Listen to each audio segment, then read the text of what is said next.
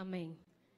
Bien, damos gloria a Dios, porque Él, ¿verdad?, nos escogió para esto. Y bien, en todo el año hemos estado hablando de diferentes temas. Desde enero iniciamos bajo diferentes temas según los meses. Por ejemplo, en enero iniciamos hablando de la oración. En febrero estuvimos viendo evangelismo, allí tuvimos una gran pesca. ¿Cuántos se recuerdan de esa gran pesca que tuvimos en febrero, donde estuvimos orando por 3 amigos, por 30 días, y vimos una cosecha que el Señor tuvo ese mes? En marzo estuvimos consolidando esas almas. En abril estuvimos hablando de obediencia. En mayo estuvimos hablando de compasión. En junio hablamos del tema de la pasión. Y ahora en julio, a mí me toca iniciar este mes hablando de poder. Diga poder. Hay poder en Cristo. Amén. Aleluya.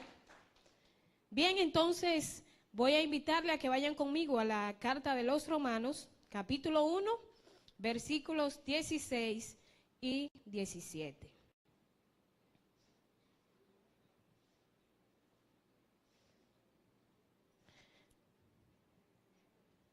Dice la palabra: porque no me avergüenzo del evangelio, porque es poder de Dios para salvación a todo aquel que cree, al judío primeramente y al griego, porque en el evangelio la justicia de Dios se revela por fe y para fe, como está escrito: mas el justo por la fe vivirá.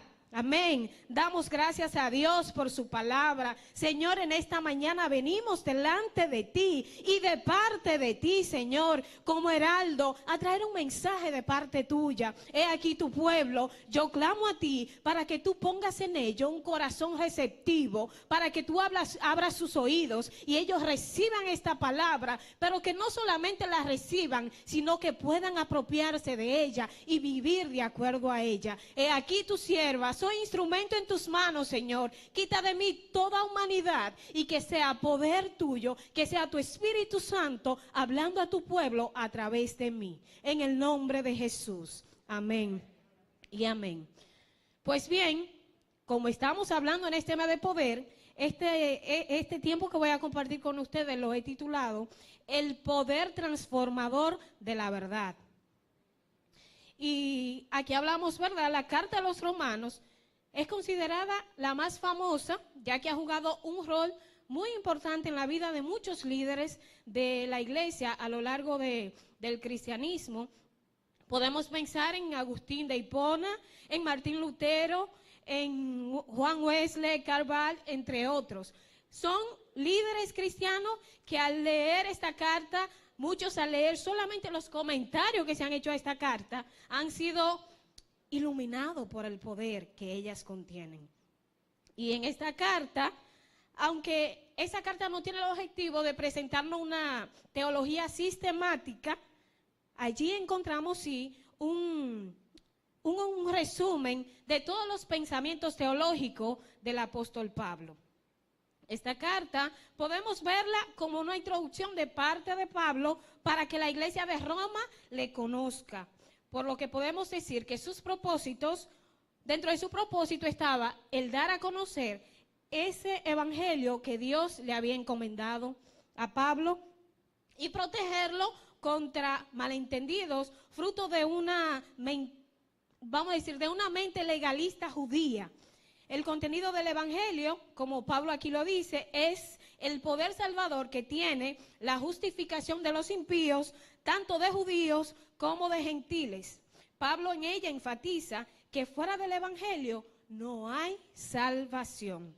Fuera del evangelio no hay salvación. Y esto fue lo que Lutero entendió cuando leyó esa última frase de que el justo por la fe vivirá, que no era por obra.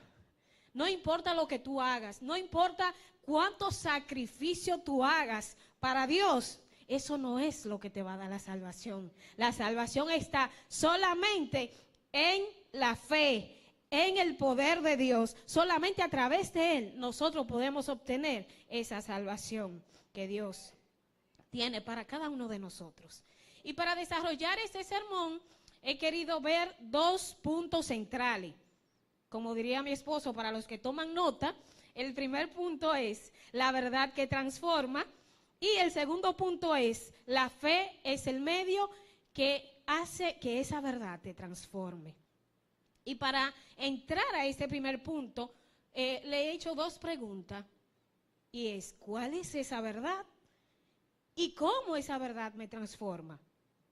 Bien, esa verdad es Jesucristo. Esa verdad es el Evangelio. Esa verdad es la buena nueva que Dios ha dado, no solamente a Pablo, no solamente a mí, sino a todo el mundo, a todos ustedes. ¿Para qué? Para que la proclamen universalmente. ¿Por qué? Pablo dice que no produce vergüenza, porque viene de parte de Dios mismo. Pero, lamentablemente, hay muchos de nosotros que nos avergonzamos de ella. No sé por qué. Hay muchas razones quizás por las que tú te avergüences. Pregúntale al que está a tu lado, ¿tú eres de los que se avergüenza del Evangelio?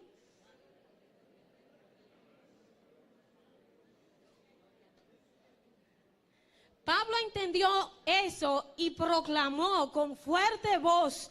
Podríamos decir que al escribirlo se sentía esa autoridad de él escribir, que no se avergüenza del Evangelio. ¿Por qué? Porque entendió que el Evangelio tiene que ver con la soberana voluntad del Dios universal. No es cualquier cosa, no es algo que se haya inventado un hombre, es el poder de Dios mismo dado a nosotros. Y Pablo entendió eso.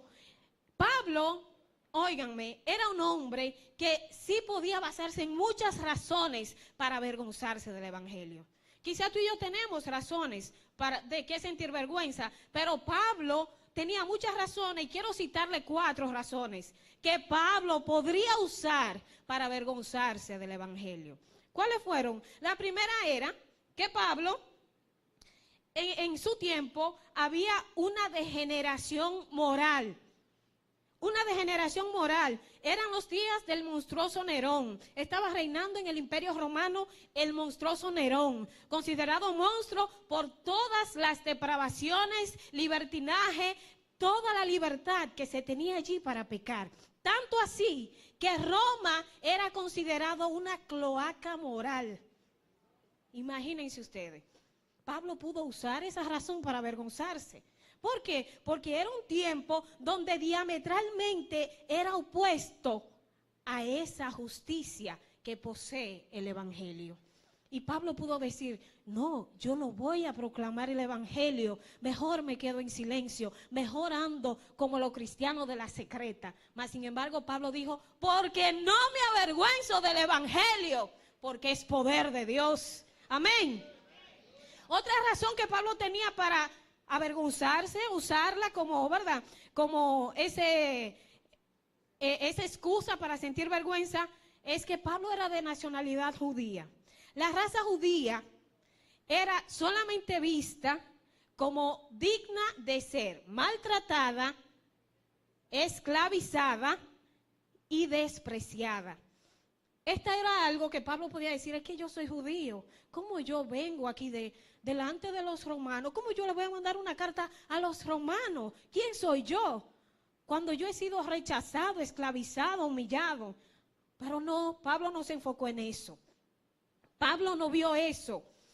Otra razón que Pablo tenía era que el evangelio que Pablo predicaba era visto simplemente como un varón judío, o sea, de raza judía, que venía a sufrir por cada uno de los hombres, que iba a ser martirizado, crucificado, que resucitó al tercer día. Y no solamente eso, que era un hombre común y corriente como todos los demás. Entonces, eso era como algo increíble de creer dentro de un imperio tan poderoso como era Roma. Pablo pudo haber dicho, no, yo no voy a proclamar el evangelio allí. La última razón que se puede considerar para que Pablo se avergonzara era que este fue rechazado frecuentemente. Cuando leemos en el libro de los Hechos, podemos ver allí que Pablo no era solamente rechazado por una persona, eran comunidades enteras que lo rechazaban. Pablo fue puesto preso, fue puesto en vergüenza, fue expulsado en Tesalónica, fue un hombre que sufrió toda clase de padecimiento por proclamar esta verdad. Mas, sin embargo, no usó eso como excusa para avergonzarse y dejar de hacerlo. Su mensaje era considerado un absurdo entre los intelectuales y por su propio pueblo una piedra de tropiezo. Imagínense ustedes que en su familia, en su comunidad, cuando usted hable, lo vean como una piedra de tropiezo, que quieren quitarlo del medio. Así era visto Pablo cuando proclamaba y predicaba el evangelio. Mas, sin embargo, Pablo, hubo varias ocasiones en su vida en las que él podría haber abandonado todo por vergüenza. Y pudo haberse ido a otra parte del mundo e iniciar todo de nuevo. Mas, sin embargo, Pablo dijo, no me avergüenzo del evangelio. ¿Por qué? Porque es poder de Dios a todo el que cree. Amén. Ahora bien, ¿y tú? ¿Quién eres tú para avergonzarte del evangelio? ¿Quién soy yo? ¿Quiénes somos nosotros? Si somos viles pecadores, que pecamos continuamente, que estamos de continuo al mal, dice el Señor. Entonces, ¿por qué tenemos que avergonzarnos? Quizás por temor al ridículo, porque a muchos cristianos nos ven como ridículos, nos ven como personas extrañas, como locos, como fanáticos. Y muchos de nosotros cuando llegan como en ese entorno, prefieren hacer silencio. Es que yo no quiero que me ridiculicen aquí. Pero si Cristo sufrió el oprobio, el rechazo, Pablo, siendo un erudito de su tiempo, decidió dejarlo todo por basura, por amor a Cristo. Tú y yo, ¿qué somos? Que no podemos proclamar el evangelio con autoridad y denuedo. ¿Quiénes somos tú y yo? Después de leer muchos comentarios de muchos eruditos, teólogos, pude extraer dos posibles razones por las que podemos nosotros rechazar el evangelio. Llámese nosotros, este grupo, esta sociedad, el mundo que vive hoy en día. ¿Cuáles son esas dos cosas que temen por lo que se avergonzarían del evangelio? La primera es por la vergüenza intelectual. Estamos viviendo en un tiempo donde el intelecto es el que domina y gobierna. A ti no te ven por lo que tú eres, sino por lo que tú sabes. O sea que si tú no sabes nada, tú eres menos que nada en este tiempo. Lamentablemente, ven al evangelio como algo carente de intelectualidad.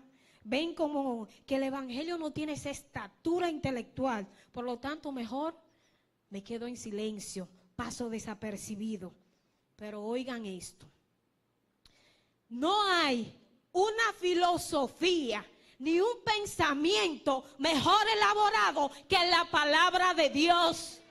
Amén. No hay una filosofía ni un pensamiento mejor elaborado que la palabra de Dios. Por eso me gusta como Pablo escribía a los Corintios en el capítulo 1, en la primera carta a los Corintios, capítulo 1, versículo 21. Y él decía, ese plan ridículo de Dios es más sabio que el más sabio de los planes humanos. Y la debilidad de Dios es más fuerte que la mayor fuerza del hombre. ¡Aleluya!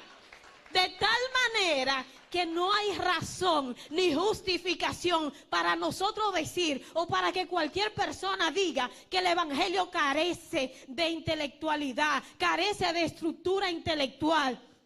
Eso es una falsedad, o más bien podríamos decir, no se ha discipulado nunca, no ha leído la palabra nunca, no la ha estudiado. Amén.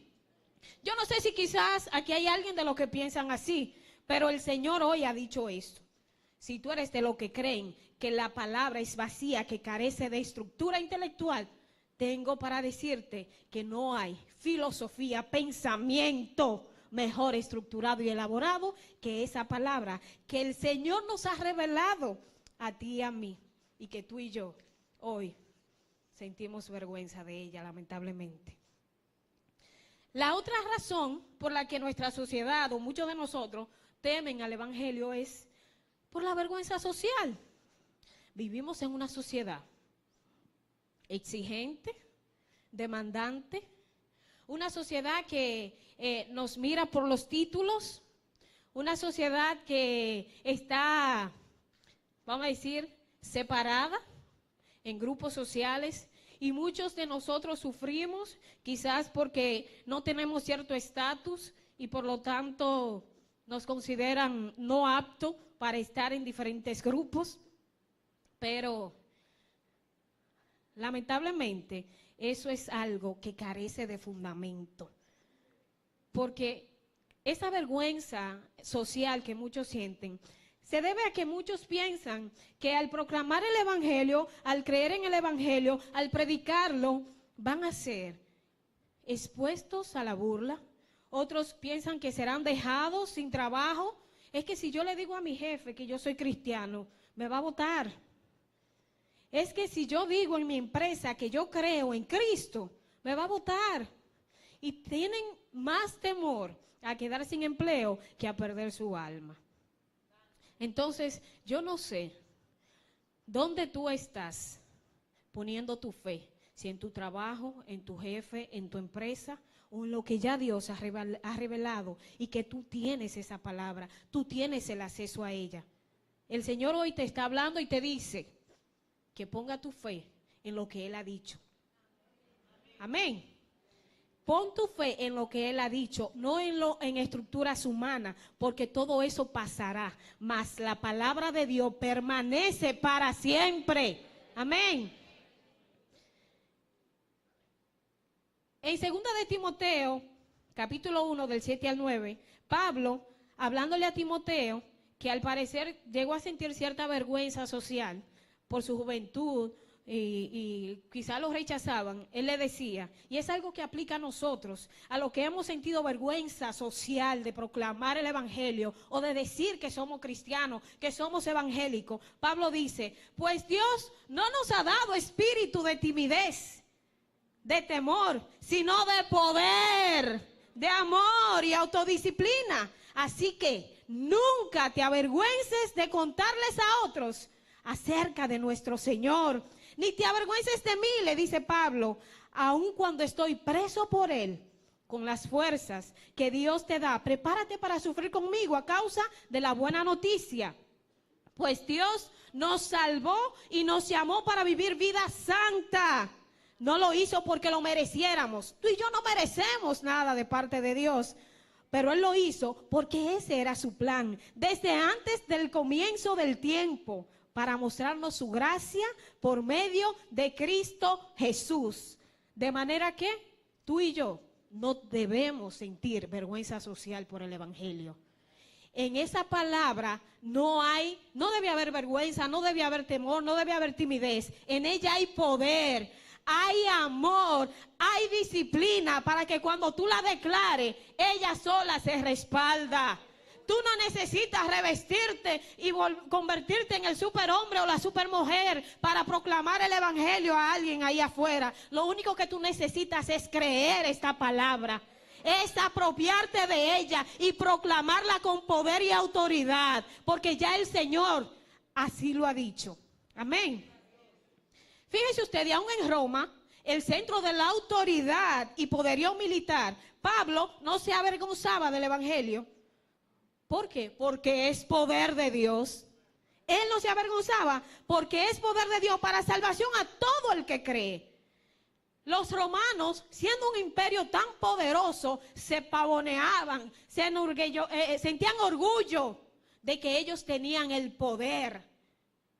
Mas, sin embargo, Pablo quería declararles, quería hacerles saber que ese poder del que ellos presumían era como un rifle de bajo calibre. Oigan eso, ese poder que era un poder para subyugar naciones enteras, era como un rifle de bajo calibre delante del poder transformador de la palabra de Dios. Aleluya. De tal manera que sí, Roma podía subyugar naciones, pero no podía transformar un solo corazón. Amén. Y por eso era que Pablo se enfocaba y con todo poder le escribía a los romanos diciéndole que el poder estaba en la palabra de Dios, no en un poderío militar, no en un poderío de un gobernante, no, estaba en el poder que Dios había dado por medio de su palabra. Ahora bien, después de ver cuál es esa verdad, vimos que esa verdad es Cristo, que esa verdad es el Evangelio, que esa verdad es la buena nueva que Dios ha dado, Dios mismo nos ha dado a nosotros. Ahora vamos a ver cómo entonces esa verdad me transforma. Bueno, la palabra dice que esa verdad es poder de Dios, que esa verdad es el Evangelio. Por lo tanto, ese poder es un poder para salvar vidas. Dios ha elegido usar ese poder de una manera amorosa. Dándonos a ti y a mí las buenas nuevas de salvación. Ese es Dios. Ese es el Dios poderoso al que nosotros le creemos. Y que si tú no le estás creyendo, yo te invito a creerle también. El evangelio de la salvación, Dios lo ha dado para que los hombres sean salvos. ¿Y salvo de qué? Muchos dicen, yo no necesito arrepentirme, yo no he matado, yo no he robado, yo no he hecho nada malo. Entonces, ¿de qué? ¿Salvarme de qué? Sí, salvarte del pecado, salvarte de esos pensamientos malignos, depravados, que solamente van a producir maldad. Esa es la salvación que Dios quiere darte a ti por medio del evangelio, que Dios ya me ha dado a mí porque yo lo he creído. Eso es lo que tiene el poder transformador de la verdad. Es un poder que abarca a todo. Quizás hay alguien que diga, es que yo soy tan malo, pero tan malo, que quizás ese poder no va a llegar hasta mí. Es que yo he sido prostituta, es que yo soy adúltero, es que yo soy drogadicta, es que yo soy un borrachón, atracador, delincuente. Y Dios no va a tomar ese poder para ponerlo sobre mí. No. Aquí dice Pablo que ese poder de Dios abarca tanto a judíos como a griegos, tanto a prostitutas como a gordo, a flaco, a negro, a blanco, a alcohólico, a todos. Todos tenemos acceso a ese poder que hay en la palabra de Dios. Amén. Todos. Quizás tú tienes a alguien que tiene vergüenza de predicarle la palabra, de decirle esta verdad. Ahí está. Dile que así como tú has recibido gracia, él puede recibir esa gracia también. Porque no hay acepción de persona. No la hay. Dios mira a su creación de la misma manera. Él no hace separación alguna. Dios es el mismo. Dios no tiene acepción de persona. Amén. En Jesucristo Dios está buscando a todo el mundo para que se salve. A todo el mundo. No hay acepción. ¿Por qué me transforma esa verdad? Aquí lo dice Pablo. Porque es revelación de Dios. No es cosa que se lo ha inventado un grupo de hombres. No es cosa que ha surgido de un pensamiento humano. Es poder revelado de parte de Dios. Por lo tanto, allí se puede lograr una transformación de vida. ¿Y qué dice Pablo? ¿Qué entiende Pablo cuando habla de justicia de Dios? Nosotros entendemos la justicia del hombre, pero la justicia de Dios, ¿qué es? Esa justicia es la virtud por la que Dios destruye a sus enemigos, porque Dios es fuego consumidor. Dios, por eso David, cuando oraba por sus enemigos, le decía, Señor, mátalo, extermínalo, porque él sabía que Dios tiene poder para destruir a sus enemigos, pero vaya gracia, también hay poder en él para dar vida, para perdonar y para salvar a hombres y mujeres que no merecen tal salvación. Amén. Aleluya. Dios realiza y cumple lo que él ha dicho y ha prometido. Eso lo hace Dios. Él castiga, pero también perdona. Él castiga, pero también promete y cumple sus promesas. Él no es hombre para mentir. Lo que Dios ha dicho, lo cumplirá. Yo no sé si tú has creído en un hombre y te ha fallado y por eso ya tú no crees en nadie. Y tú eres de los que dice, no ha nacido ese hombre en quien yo confíe. Pero Dios sí te ha prometido y cumplirá. Él ha dicho, cree en mí, confía en mí y yo haré. Solamente tenemos que confiar y creer en que Él hará. Amén. La justicia de Dios en este pasaje, en este versículo 17, cuando Pablo dice, porque en el Evangelio la justicia de Dios se revela por fe y para fe. Aquí esta justicia es aquel activo, poderoso y salvífico atributo de Dios que tiene el poder para perdonar, para renovar nuestras vidas. Ahora bien, sí, ya yo conozco cuál es esa verdad. Yo conozco que esa verdad es Cristo, el Evangelio, las buenas nuevas de Dios, que tienen poder para salvación. Pero, ¿y cómo entonces yo puedo recibir ese poder? Porque como yo decía, yo soy un vil pecador. Yo he sido una escoria de la sociedad, que he sido rechazado, que me ven como un delincuente y nadie ni siquiera me dirige la palabra. ¿Y cómo ese poder puede llegar a mí? ¿Cómo yo puedo alcanzar y obtener ese poder? Esta pregunta nos lleva a abrir el segundo punto. Tú puedes recibir ese gran poder salvífico del Evangelio de Dios por medio de la fe. La fe es el medio por el cual esa verdad, el Evangelio, Jesucristo, puede transformar tu vida. Amén. Es la fe la que puede llevarnos a que esa verdad haga esa transformación en mi vida. Pues nuestra vida comienza con fe y debe terminar con fe. La fe es la respuesta a esas situaciones que tú estás teniendo. Quizá tú estás viviendo una situación de precariedad, de disgusto, de traición, de rechazo, de desprecio, de que estoy buscando empleo y nadie me lo da, de que he sido traicionado, traicionada. La fe es la respuesta a esos problemas. Hay un escritor cristiano que dice, llamado Flavel, el alma es la vida del cuerpo, la fe es la vida del alma, pero Cristo es la vida de la fe. Cree en Cristo. Y quizás no va a suceder algo como por arte de magia, porque no, los magos no van a entrar al reino de los cielos. Pero cuando tú tienes fe y le crees a Cristo, el Señor hará. Cuando tú crees en Cristo, el Señor hace. Cuando tú crees en Cristo, ya tú no confías ni depende de tu circunstancia, tú dependes de Dios. Cuando tú crees en Cristo, no hay situación ni dificultad grande para tu vida, porque tú le has creído a Dios. Y Dios ha dicho, está quieto y sabed que yo soy Dios. Amén. Cuando una persona cree en el Evangelio realmente, cree en Jesucristo, en que Jesucristo lo salva, y Dios toma esa fe de esa persona y la cuenta por justicia.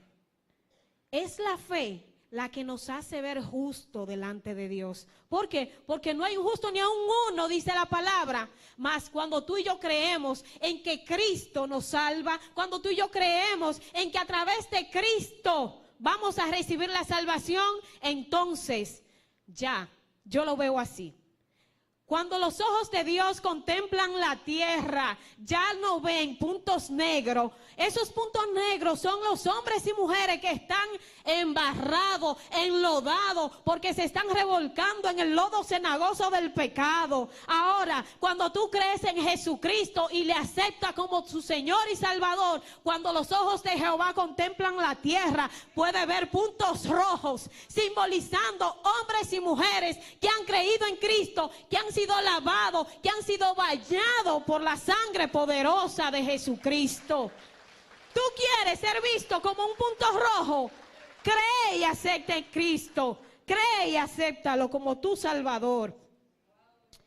Así es que si tú y yo creemos, Vamos a dejar de ser vistos como injustos y ahora los ojos de Dios verán hijos justificados por la fe.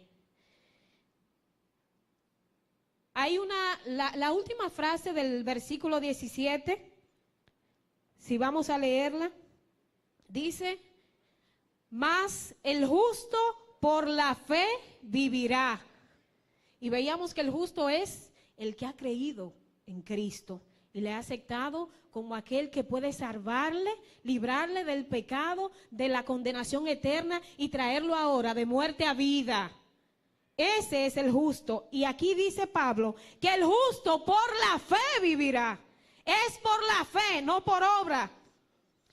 Aquí hay una cita, Pablo cita a Habacuc directamente, Habacuc 2:4, cuando dice que el justo por la fe vivirá. Y allí Pablo nos recuerda que la fe siempre ha sido algo importante en nuestras vidas para poder vivir justo en la presencia de Dios. Y que toda la vida del que ha creído en Cristo debe vivirse por fe y para fe. Ahora bien, cuando vemos toda la Biblia, esta frase se repite en 4 pasajes. Hay 4 pasajes que repiten esta misma frase, así literalmente. Y se encuentra en Habacuc 2:4, se encuentra en Gálatas 3:11, en Hebreos 10:38 y en Romanos 1:17. Ahora bien, Charles Spurgeon, un gran teólogo, predicador, decía: cuando el Espíritu de Dios repite una frase muchas veces, es que merece nuestra especial atención. No es simplemente que tú la leas y digas, pero allí dice eso también. Hay muchas personas que dicen que la Biblia repite lo mismo, lo mismo, lo mismo. No, si hay una repetición en la Biblia, es porque el Espíritu nos está alertando a que prestemos atención. Y dice Spurgeon: una doctrina tantas veces declarada debe ser de vital importancia. Una doctrina con tanta frecuencia expresada debe ser predicada constantemente. La diferencia que cuando tú llegas a un lugar dicen, ese tiene algo diferente, no porque lo dice, sino porque lo demuestra. A eso es que Cristo nos ha llamado, a ser diferente. Tú y yo demostramos que hemos creído en una verdad transformadora cuando los de afuera ven el cambio en nuestras vidas. Y hay algunas aplicaciones que quiero compartir con ustedes. Y es que cuando nosotros aceptamos el Evangelio, sucede algo tan hermoso en nuestras vidas. ¿Por qué? Porque nosotros entendemos que ya hemos sido librados de la ira de Dios. Y eso es lo que predica en nuestras vidas, la justicia salvadora por la cual tú y yo debemos vivir. Ya tú y yo no podemos andar buscando cosas de la del mundo para vivir de acuerdo a ella. Es el mundo que debe imitarnos a nosotros. El mundo debe imitar al pueblo de Dios. ¿Por qué? Porque ve cosas diferentes en el pueblo de Dios. Pero lamentablemente, el pueblo de Dios está imitando más al mundo. No te avergüences de creer lo que ya Dios ha dicho. No te avergüences de creer lo que ya Dios te ha revelado. No te lleves de lo que la sociedad te está exigiendo, de lo que el mundo está exigiendo. No te creas que vas a ser ridiculizado, avergonzado. Simplemente recibe el poder que hay en esta palabra para proclamarla con autoridad y de nuevo, como Pablo lo hacía. No te dejes amedrentar por lo que el hombre piensa en estos tiempos. Hay un señor, murió el año pasado, un escritor, teólogo, Jerry Bridges. Vino a predicar a República Dominicana en el 2015, vino con 82 años, 82, 84 años, y tuvimos la oportunidad de verle. Él no podía sostenerse ni 20 minutos de pie, tenían que poner una silla, imagínense con 82 años. Él decía, no he tomado en cuenta mi vejez. Lo que siempre he creído es lo que Dios ha dicho a mi vida, y es que lo que Él me dio no es para que yo me quede con Él. Es para que yo lo predique, es para que yo lo proclame, es para que muchas vidas lleguen al redil. Y ese viejito que andaba así tambaleándose, dijo: no hay un solo día en nuestras vidas en el que seamos tan buenos, y yo le añado, pero tan buenos, que no necesitemos el evangelio. Tú y yo necesitamos el evangelio cada día. No importa qué tiempo tú tengas de cristiano, como muchos se jactan diciendo: yo tengo 20 años en el evangelio, pero tu vida no da evidencia de esos 20 años de evangelio, donde está esa verdad que tú creíste y que debió transformar tu vida y tu carácter. Entonces, que eso sea notorio en nuestras vidas. Ese evangelio debemos vivirlo cada día, no de vez en cuando. No que en este mes no tengo compromiso y voy a ir cada domingo a la iglesia. No, que hay una actividad el domingo, pero como yo voy todos los domingos, yo voy a ir a esa actividad. Con esto no digo que tú te vuelvas ajenos, que dejes de compartir. No, es que se note que tú prefieres a Dios antes que a cualquier cosa. Es que se note que en tu vida lo primero es Dios. Amén. John Bunyan dice, el autor del Progreso del Peregrino: aquello que Dios diga que es mejor, es lo mejor, aunque el mundo entero diga lo contrario. Yo no sé qué tú le estás creyendo al mundo, qué tú le estás creyendo a esa gente que están en tu entorno, pero lo que Dios ha dicho es mejor que todo lo que ellos digan de ti. Así es que vamos a creer en esa verdad. Vamos a creer en que hay una verdad que me transforma. La justicia de Dios es ese activo poderoso y salvífico que viene a transformar mi vida, que perdona mis pecados, que me renueva, que hace de mi vida algo diferente y digno de imitar. Pueblo de Dios, pregúntate: ¿de cuáles soy yo? Si tú eres de lo que todavía no has creído, tú tienes la oportunidad hoy. Esa esperanza está abierta para ti, para que tú creas esa verdad, para que tú creas a Jesucristo y que tú empieces a experimentar una vida transformada, una vida diferente. Pero si tú eres de aquellos que han creído esa verdad, pero que se han avergonzado todo el tiempo, revísate, preséntate delante de Dios. Yo no vine hoy a hacer juicio, a acusarte, solo a recordarte que tú y yo hemos sido llamados a ser luz y sal de la tierra. Que tú y yo hemos sido escogidos como embajadores de Dios.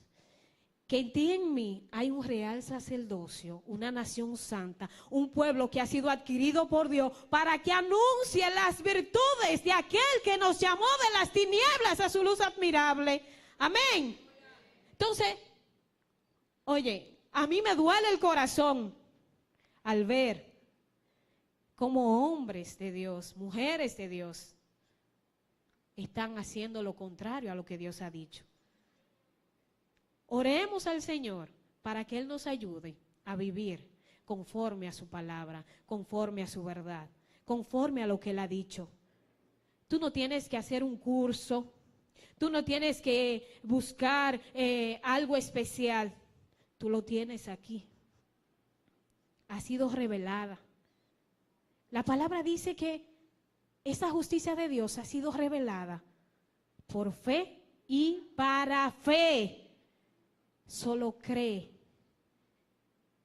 y tú verás la transformación que puede haber en tu vida. Amén. Ponte de pie.